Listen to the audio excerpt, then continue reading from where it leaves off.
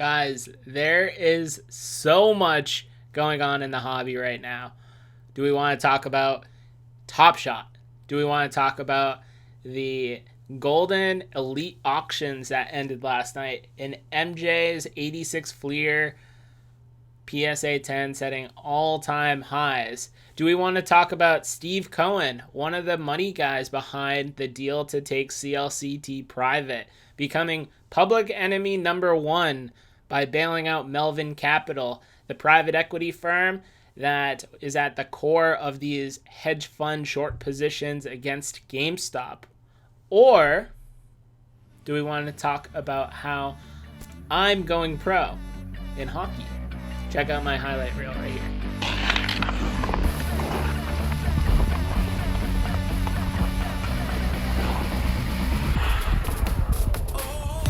Each of those topics deserve a standalone video in their own right, and maybe I'll put a longer highlight reel together so you guys can check it out. We just got to hope that New England keeps having some cold weather so I can get out there and play pond hockey again soon. But today we are just going to talk about the pile of mail that I've gotten since December. A lot of cool cards in here that I'm excited to share with you and talk about some of the reasons that I picked them up. Just a little bit of a teaser. There is more to retail exclusives than meets the eye.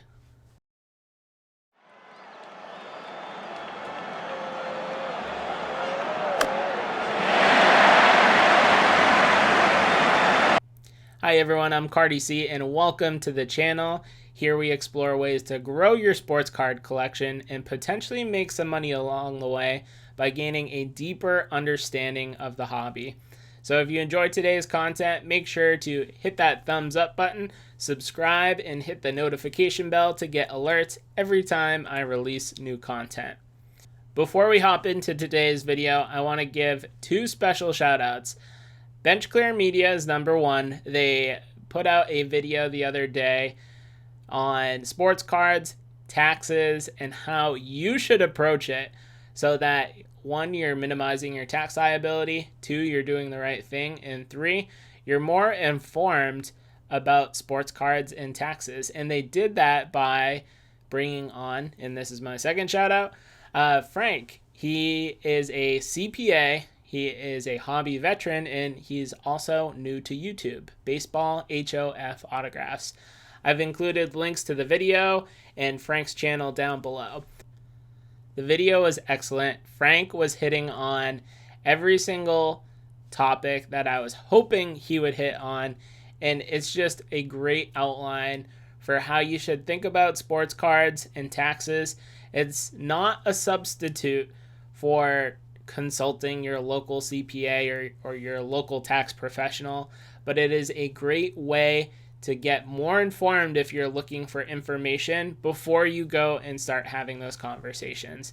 So again, I've put descriptions to Frank's channel and the video in the description down below, and I encourage you to check it out. So without further ado, let's flip the camera around and take a look at these cards. All right, our first card of the night is the 2014 Topps Update Mookie Betts Walmart Blue Border. I was looking to pick up the base counterpart of this card in a PSA 10 sometime during 2020. And when I was looking at how much the PSA 10 base version was going for, I thought to myself, man, I would really like to pick up something a little bit more rare. So I started investigating the parallels of this card, specifically the Walmart Blue Border, the Target Red Border, the Smiling in Dugout short print, and the Gold Parallel numbered out of 2014. And what I found was that the retail exclusives, the Walmart Blue Border and the Target Red Border, were submitted far less than those other parallels. And I guess it makes sense, right? If you think about the retail buyer back in 2014, they are much less likely to be submitting cards for grading than someone that would go out and buy a hobby box. Additionally, the Walmart Blue Border and the Target Red Border were first introduced during the 2011 Topps Update release. You have the 2011 Topps Update Mike Trout, arguably the most iconic base rookie card in the hobby. So it's always going to have that prestige and that acclaim. I think objectively, the Target red border and the smiling in dugout short print are better looking designs. The color match is better.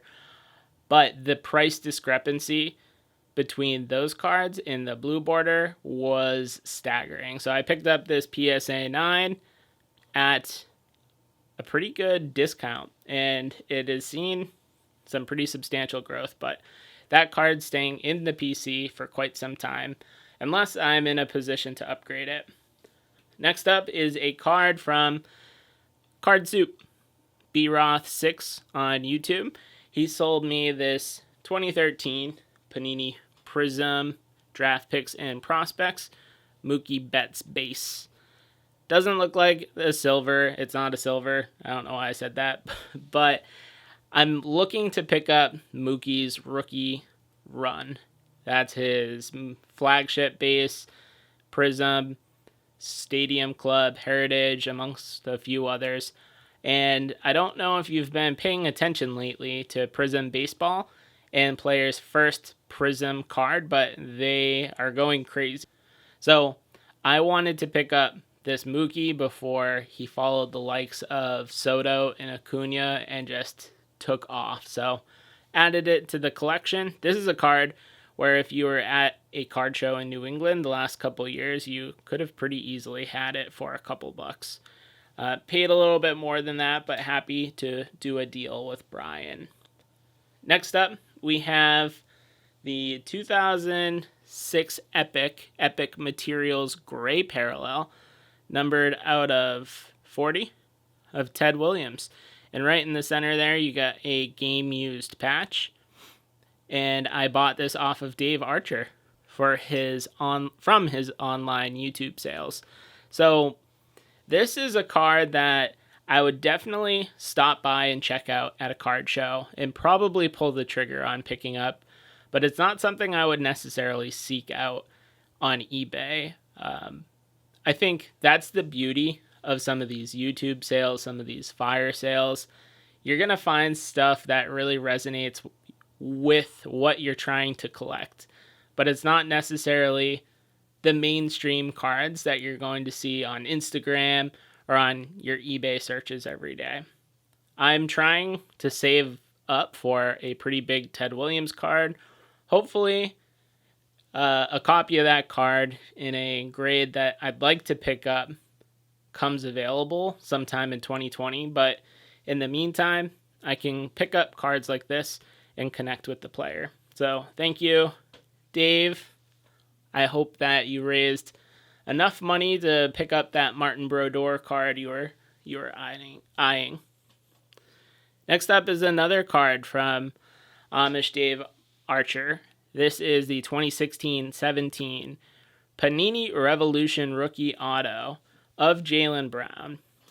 So, if you guys have been around my channel, you know I'm a big Boston sports fan. And I have shed Cardi-C, the baseball card collector, for Cardi-C sports cards in general. And 2020 will be the year that I'm picking up a lot of basketball, hockey. Maybe I'll start dabbling in football cards, but just cards of players that I connect with more. And when Dave had this up, the shine on it is crazy.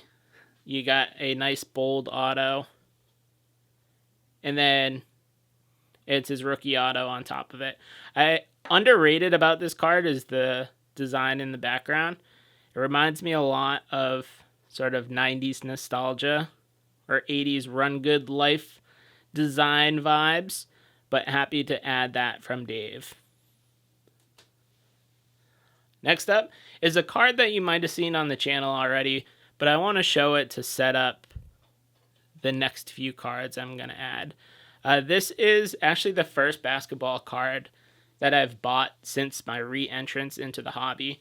The 2016 Prism Jaylen Brown green Prism in a PSA 9. And much like the Mookie Betts that we showed from the start of the video, the green prism is a retail exclusive. So when we're taking a look at the pop reports, there are far fewer green prisms that are submitted for grading than the silver counterparts, excuse me, or a bunch of the other numbered prism parallels. And it came in for the price of what I was expecting to pay for a base copy in the PSA 10. It looks stunning.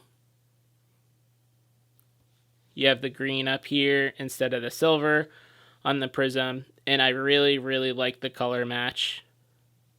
If I was like a Pelicans fan or something, I don't think I'd be as crazy about green prisms for basketball, but it just looks awesome for the Celtics. So this was a card I picked up back in December because I was trying to grab this card, and it was unavailable when I was looking. Luckily, one of my buddies, shout out Philmington, had a copy, and we worked out a deal for me to pick it up. The 2017 Panini Prism Jason Tatum. This is in a PSA 9. It's not the greatest example of left-right centering, but I am super, super happy to add it to the collection. The price of this card in a PSA 10 is just absurd.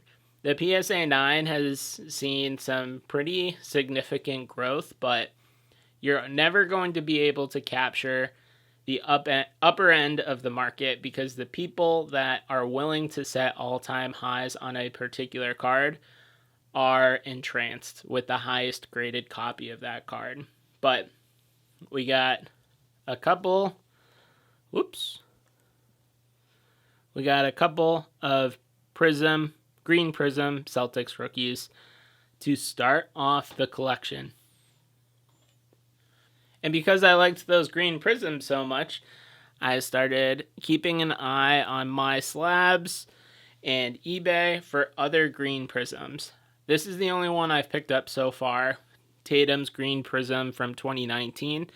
I'm going to try and pick up a run of those two players, Tatum and Brown from 2016, 2017, 2018, 2019, and then Prism this year when it is released.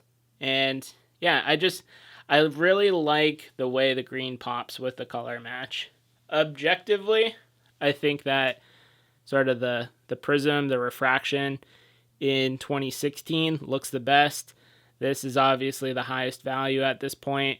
And then you compare it to 2019, and it's the refraction is a little extra. But I like it. So I'm going to be working on a Celtics green prism run coming up. So we showed off baseball pickups, basketball pickups. Now let's show a little bit of hockey. First up, we have an absolute banger from 2009-2010, the SP Authentic Future Watch Patch Auto, numbered to 100 of Brad Marchand. And you can see sort of the refractor finish on the Future Watch in the frame right underneath the picture. It's also giving me serious like Topps Inception vibes with the shading right underneath the card there. But I was looking to pick up Young Gun copies of Marchand, Pasternak, and Patrice Bergeron for my collection. And then when I had those, I was looking at SP Authentic Future Watch Autos. And when I started looking for Marchand's Future Watch Auto, the Patch Auto actually came up for sale. So I threw what I thought was sort of a lowball offer to the seller, and he countered with something that I thought was reasonable and was willing to pay, and I was willing to pay up and grab it. So it's in my collection now, just a beautiful copy. I'd say it's a middle-of-the-road patch. You got 3 colors, black, yellow, white. I haven't really spent too much time trying to figure out where on the jersey it is. It's probably a letter or a part of his number or something.